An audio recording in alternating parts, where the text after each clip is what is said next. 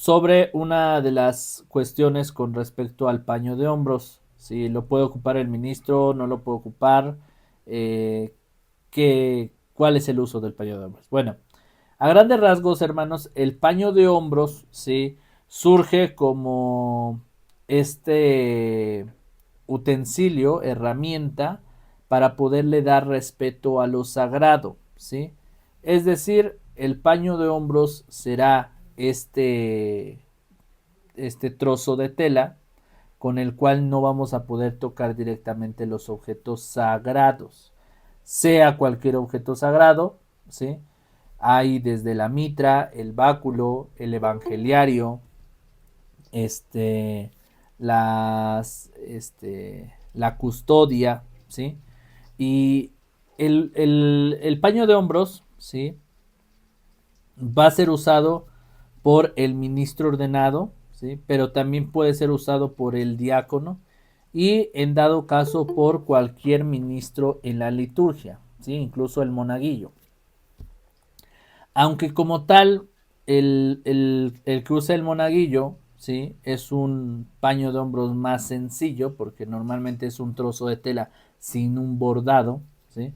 Normalmente el bordado le da esta solemnidad, al igual que las casullas que hay en la liturgia, por ejemplo, hay casullas sencillas, las que son del tiempo ordinario, y hay casullas solemnes, que son las de color blanco, ¿sí?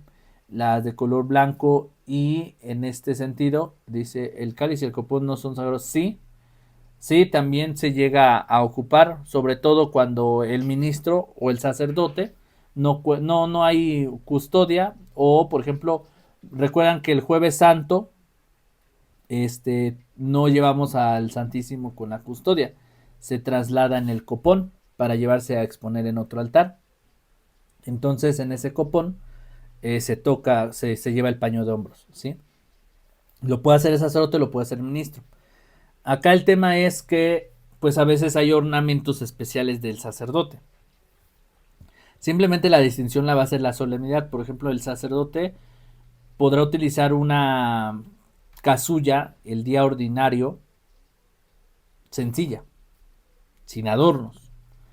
Y en cambio, el mismo sacerdote puede utilizar una casulla el día de la Santísima Virgen o el día del Señor, el domingo, la solemnidad de Corpus Christi, una casulla color blanco con bordes muy bonitos, así como lo estamos viendo en la imagen, que es un paño de hombros bordado, ¿sí?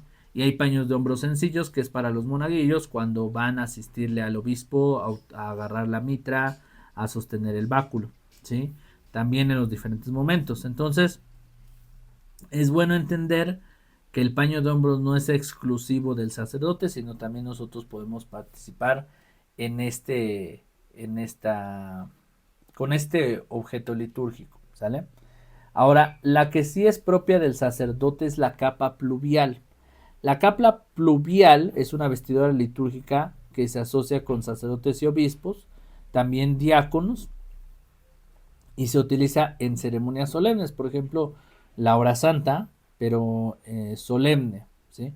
O cuando se realiza la liturgia de las horas para los fieles y se va a rezar laudes o vísperas eh, y se lleva la capa pluvial, si la va a dirigir un sacerdote, diácono u obispo. Eh, no es como que sea exclusiva del sacerdote, pero sí es exclusiva del ministro ordenado. Diácono, sacerdote u obispo, ¿sí?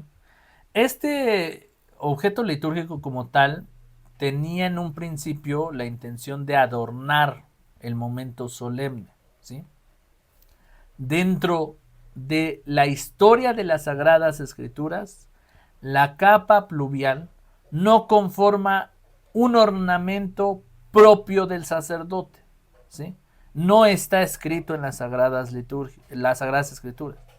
En cambio, si nosotros nos vamos al libro de Levítico, en el libro de Levítico nos va a mencionar todas las indicaciones. El libro de Levítico es un libro a modo de instructivo que nos va a dar todas las instrucciones que Dios le dio a Moisés para poder construir la casa del Señor, es decir, el templo, lo que le llamaban en el Antiguo Testamento la tienda del encuentro, que era pues el templo.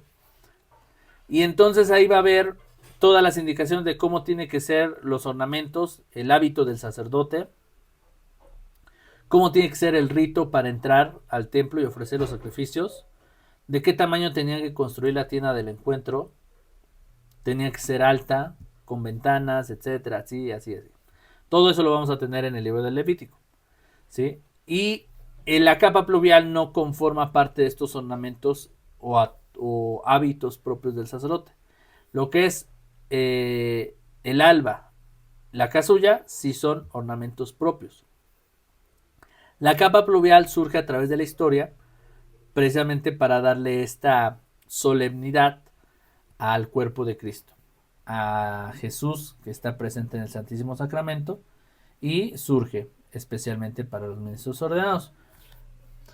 Pero no se considera como tal dentro de la historia sagrada.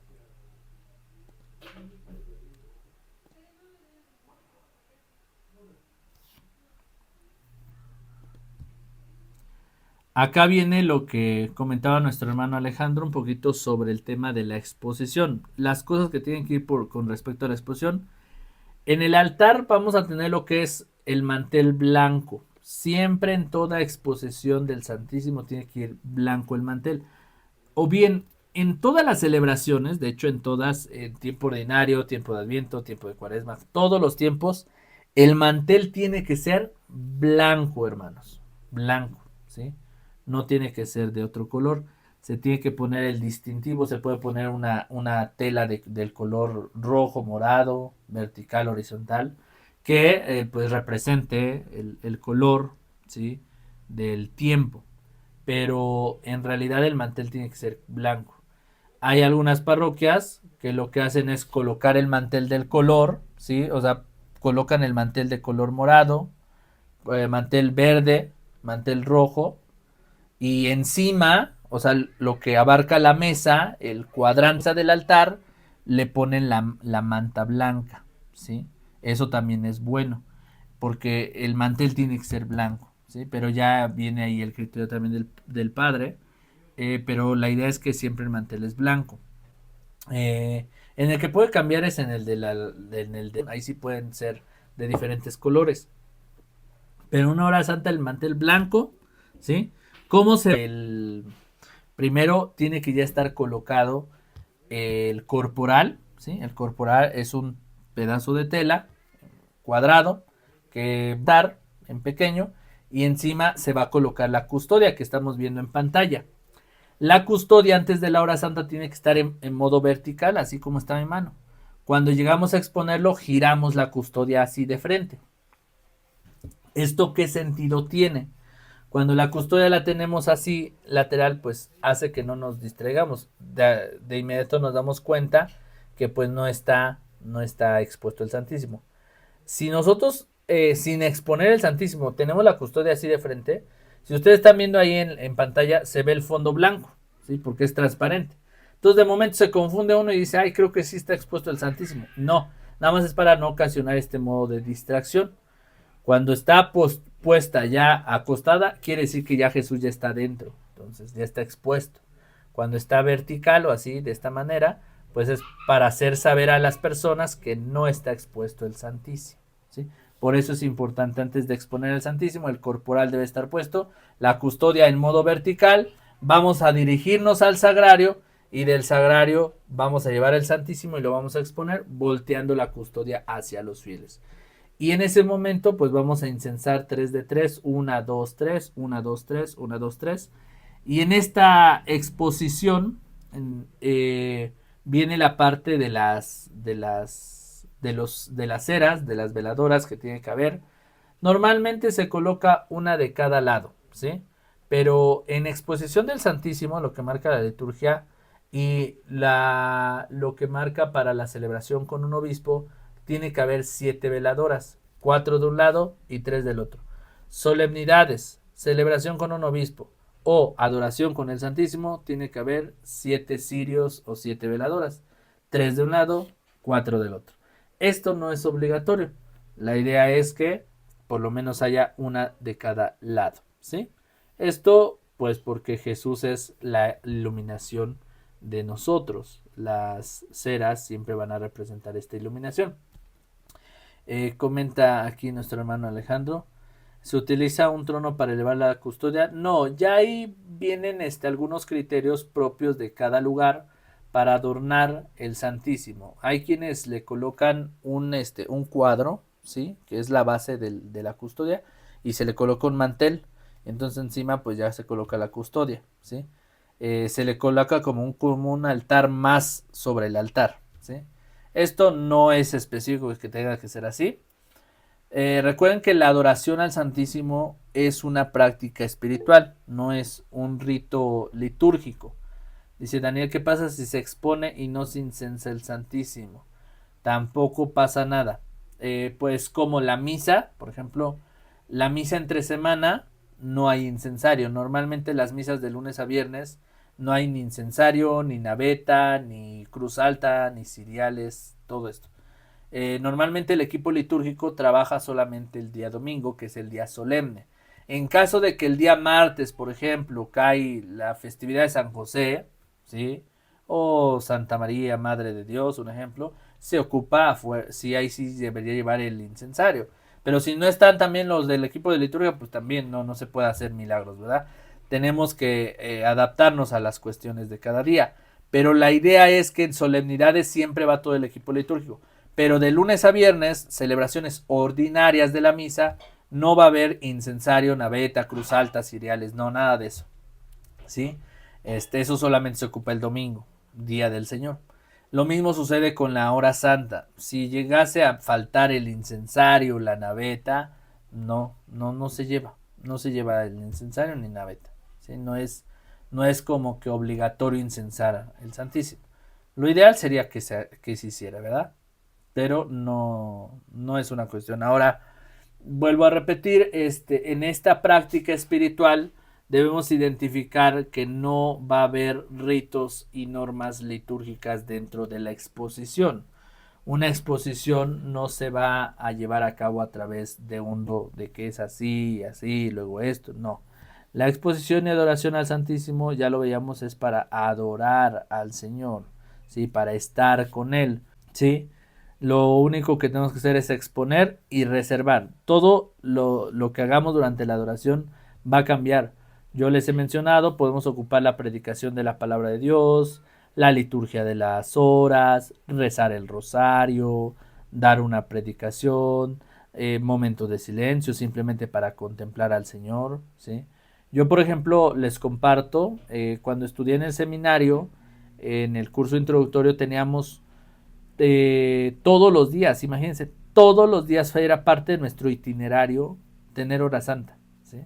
Nos levantábamos a las 4:30 de la mañana para tener curso de taekwondo. Miren, nada más para que les diga yo cómo estaba el itinerario. De 4:30 a 5:30 era nuestro deporte o taekwondo, según lo que indicaba el horario. Y no, perdón, de 4:30 a 5 era hacer el aseo de nuestro lugar. Luego de 5 a 6 era el taekwondo o salir a correr.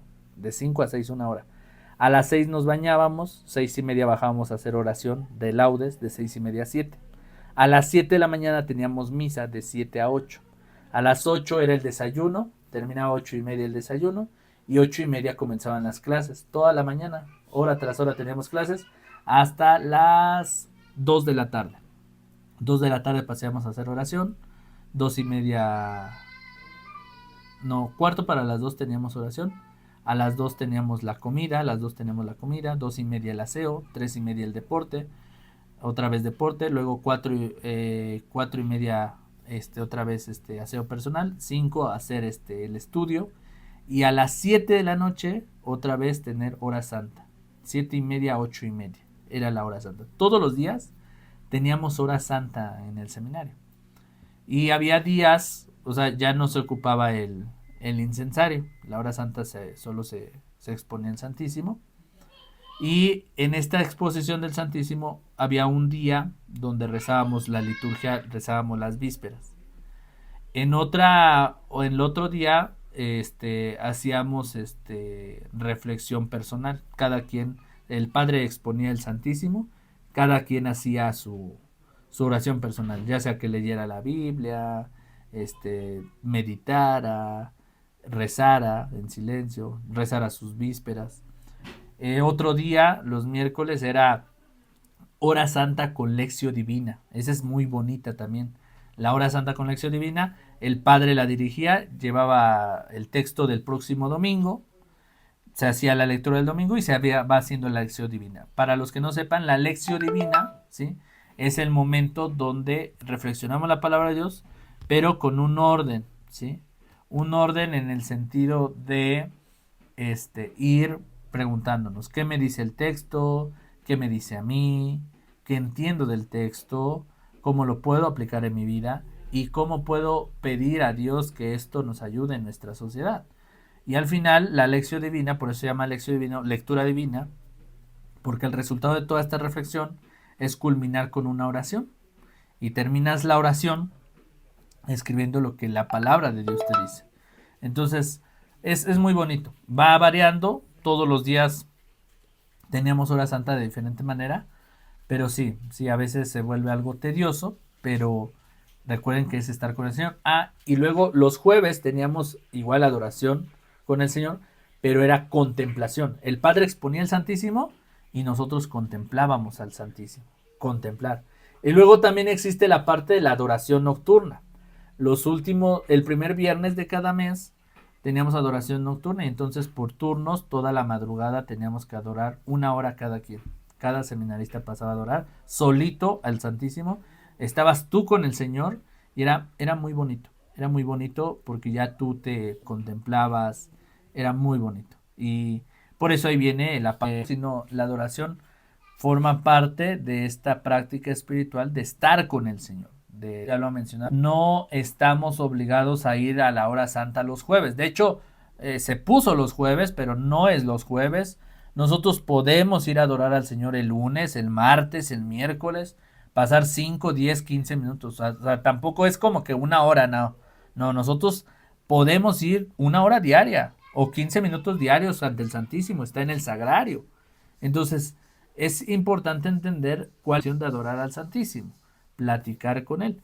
Por eso les he mencionado que muchas veces no se trata de que en la hora santa estemos hablando y hablando y hablando, sino que dejemos a nuestros hermanos la exposición del Santísimo, ¿sí? Al final igual la reserva es de la misma manera. Cuando no se cuenta con la custodia, pues se expone solamente con el copón. Tal cual el copón está en el sagrario, lo traemos así con todas las hostias consagradas que estén. Así tapado lo exponemos encima de un corporal. ¿Sí? Así es la exposición del Santísimo. Bueno, les voy a compartir ahora, ¿sí?, para los que están presentes, la distribución de la comunión fuera de la misa con respecto a la visita a los enfermos. Dani, una pregunta. Sí, adelante. Por ejemplo, en la hora santa, cuando nosotros aquí en mi comunidad, hacemos, damos el tiempo ¿cómo se dice? De contemplación al Señor. Lo que no he sabido es cómo hacerles entender a mis hermanos que la contemplación al Señor es eso, como dices tú, platicar con Él, a lo mejor abandonarnos en sus manos para que nos ayude a fortalecer nuestra fe, pero no he sabido cómo hacérselo saber, porque cuando les digo, contemplemos al Señor 10 minutos, como dejamos de rezar y todo eso, se ponen a platicar o se distraen y luego a veces para retomar otra vez su atención, como que mejor volvemos a orar y y hacemos ya después la reserva del Señor, pero no sé cómo hacerles entender en qué consiste la contemplación. Sí, la contemplación es una de las prácticas espirituales dentro de la hora santa un poco más difícil porque se trata de contemplar y se necesita mucha concentración y disposición. Muchas veces esto cuesta, no es lo recomendable cuando lo hacemos con toda la comunidad. El acto de la contemplación es más recomendable a modo personal, ¿sí? Cuando nosotros queremos ir solo con el Santísimo, ven que ahora ya existe la nueva modalidad de la capilla de adoración perpetua, o sea, todo el tiempo está expuesto el Santísimo ahí.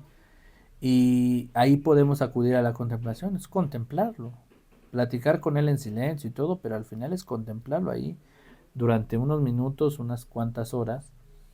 Pero cuando se hace el acto comunitario no es recomendable porque la gente se nos duerme.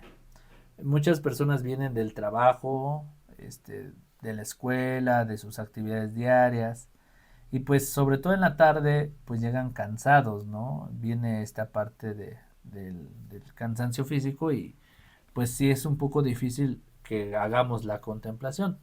Lo recomendable es que dejemos un momento de silencio, ya cada quien decida si se queda en silencio, contempla, medita, pero tampoco dejar todo el tiempo en silencio, sino leer la palabra de Dios, reflexionarla, hacer una breve actividad, una dinámica, un canto y concluir la hora santa con una oración. Pero no es recomendable dejar toda la hora santa con contemplación porque la gente se nos va, o sea, se nos distrae, se nos duerme y no aprovecha el estar con el Señor. Entonces, recuerden que la idea de la adoración es llevar a la comunidad a Dios, ¿sí? A la adoración, ¿sí? Pero lo recomendable es que sea la contemplación de manera individual, ¿sí? No en grupo. Es lo más recomendable. También se puede, pero pasan estas situaciones, ¿no? Que no tenemos la atención de todos. Ah, ok, sí, porque te digo, a veces sí, les digo, nada más contemplemos al Señor 10 minutos. En esos 10 minutitos platiquen con Él, porque realmente lo tienen aquí enfrente, Dios está presente, platiquen con Él, pero no, lejos de que platiquen con Él, se ponen a platicar mejor con el que tienen a un lado y pierde como que la atención de todas las demás personas que sí están concentradas. Entonces ahí no sé cómo hacer para lograr que me entiendan cuál es la contemplación del Señor. O le Sí, digo, si no quieren platicar, nada más obsérvenlo, admírenlo, porque es lo más grande que podemos tener en este momento. sí, claro, Pero a veces no me entienden. entiendo. Sí, de mucha ayuda le ayudarán los esquemas de hora santa que compartí en YouTube. Se los voy a compartir en el grupo, los esquemas de hora santa, para que los puedan ver, ¿vale? Bueno, con respecto al libro, les compartí un libro en el grupo de cómo llevar la comunión a los enfermos. Este libro que están viendo en pantalla va a tener 5 formas distintas y se los voy a explicar así rápidamente porque quiero concluir con la mesa final ahorita que va a ser por ustedes esta mesa de compartir algunas preguntas que tengo para ustedes. Entonces, primero que nada, con respecto a este libro que les compartí. Eh, este libro va a tener 5 fórmulas distintas de cómo llevar la comunión a los enfermos y la estructura para las 5 fórmulas es la misma. Vamos a comenzar con un canto, vamos a colocar el Santísimo sobre una mesa con el corporal blanco, que la mesita tenga una veladora y un Cristo, un crucifijo y el enfermo pues va a escuchar la oración. Se supone que es toda la liturgia de la palabra, primera lectura, segunda lectura, salmo y el evangelio y la reflexión. Pero dado que algunas comunidades tienen muchos enfermos, pues simplemente hacemos el evangelio, lo leemos y damos una breve reflexión, no más de 5 minutos, y pasamos a la oración de la comunión, fieles a la recomendación del Salvador, hasta terminar con este es el Cordero de Dios que quita el pecado del mundo. Vamos a dar la comunión, nos presenta una oración final. Este libro trae diferentes evangelios referentes a la comunión, no tienen que ser específicos del domingo. La recomendación es que ustedes tomen el evangelio del día, del domingo. Normalmente cuando se visita al enfermo es en domingo, pero dado caso que no es así, pueden ocupar el evangelio del día o los diferentes evangelios que trae las 5 fórmulas. Trae cada fórmula un evangelio. Entonces ahí trae todo de corrido, tal cual como lo dice, tal cual lo tienen que ir leyendo, ¿sale?